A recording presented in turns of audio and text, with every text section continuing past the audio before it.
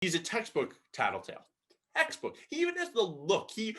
I can smell those tattletale He looks like a fumes from here. character out of Recess.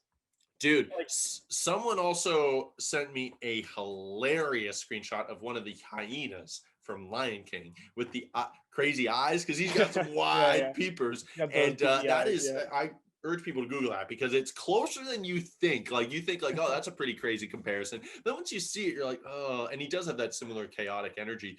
But he literally did exactly what me and Amelia Wiedemeyer, who we had on the podcast to preview the season, said people were going to do, that they were going to play into the fact that Katie is like, wants to know shit and get people out who are there for the wrong reasons, etc. Now, it surprised me. Like, is it not obvious immediately that he's a fucking liar? Like, we knew as viewers that like he's a huge liar, obviously, but to everyone else, just the way he was saying, like, so hold on, like, I don't know how.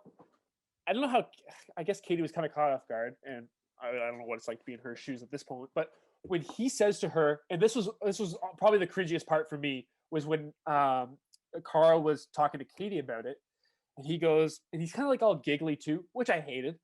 And he goes, like there are, just to let you know, there are probably some guys here that are like just not here for the right reasons. And she's like kind of caught off guard, and she goes, hold on, what? And he goes, yeah, I'm just telling you, like, I'm just hearing some stuff floating around, which you're not. You made that up. That guys are not here for the right reasons.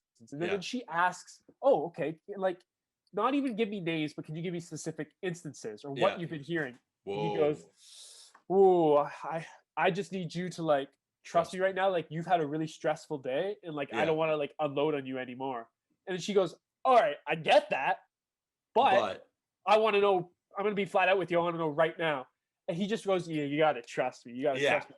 How do you not know that guy's lying? And then he goes out to the group and he tries to own it as if that would help his storyline. I think his thought process is like, oh, if I own it, it seems a lot less snaky. They're also going to find out, like, Katie's not going to be someone who's just going to lie about who said that, right? So he tried to get ahead of the story. And then they were like, well, name someone. And it's the bullshit thing of like, oh, I'm going to go up to them in private. It's like, well, no. How about you go out right in front of everybody and say it now?